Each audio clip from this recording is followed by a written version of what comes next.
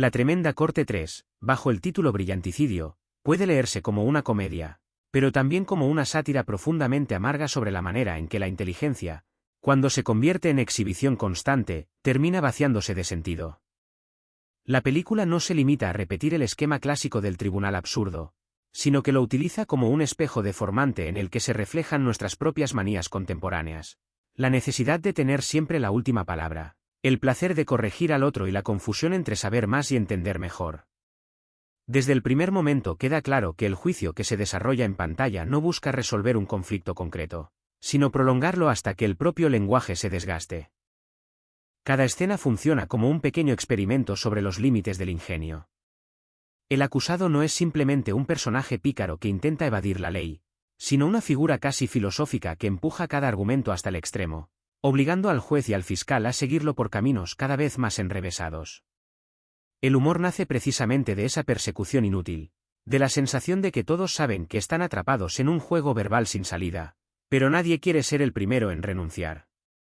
En este sentido, el brillanticidio se manifiesta como una muerte lenta y placentera de la claridad, sacrificada en nombre del ingenio. Una de las secuencias más reveladoras es aquella en la que un detalle menor del caso se convierte en el centro absoluto del debate. Lo que debería resolverse en segundos se alarga hasta convertirse en una discusión casi metafísica, donde cada palabra es diseccionada, redefinida y reinterpretada. La escena resulta hilarante, pero también inquietante, porque pone en evidencia cómo la razón puede ser utilizada no para aclarar, sino para oscurecer. La película parece decirnos que el exceso de inteligencia no conduce necesariamente a la verdad, sino a un bucle infinito de argumentos que se anulan entre sí.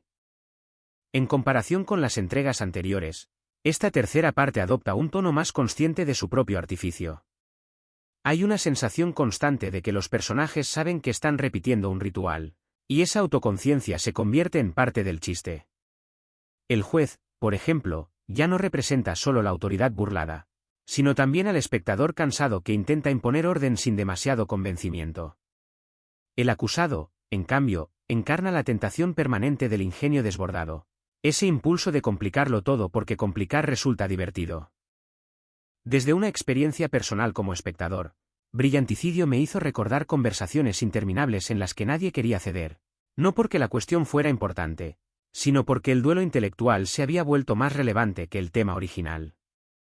La película captura esa dinámica con una precisión sorprendente, transformándola en comedia sin suavizar su trasfondo crítico. Reímos, sí, pero también reconocemos algo incómodo de nosotros mismos en esa risa. El ritmo narrativo refuerza esta idea al no ofrecer descansos claros.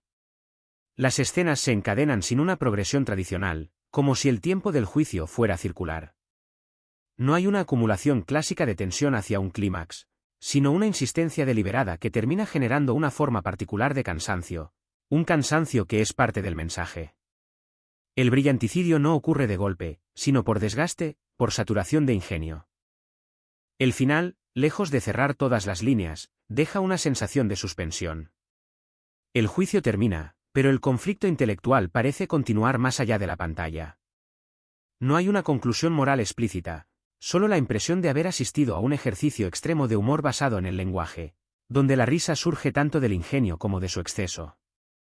La tremenda corte 3 Brillanticidio se consolida así como una obra que utiliza la comedia para reflexionar sobre la propia comedia, sobre sus límites y sobre el peligro de confundir brillantez con profundidad, ofreciendo una experiencia que divierte, incomoda y permanece en la memoria del espectador mucho después de que el tribunal haya quedado en silencio.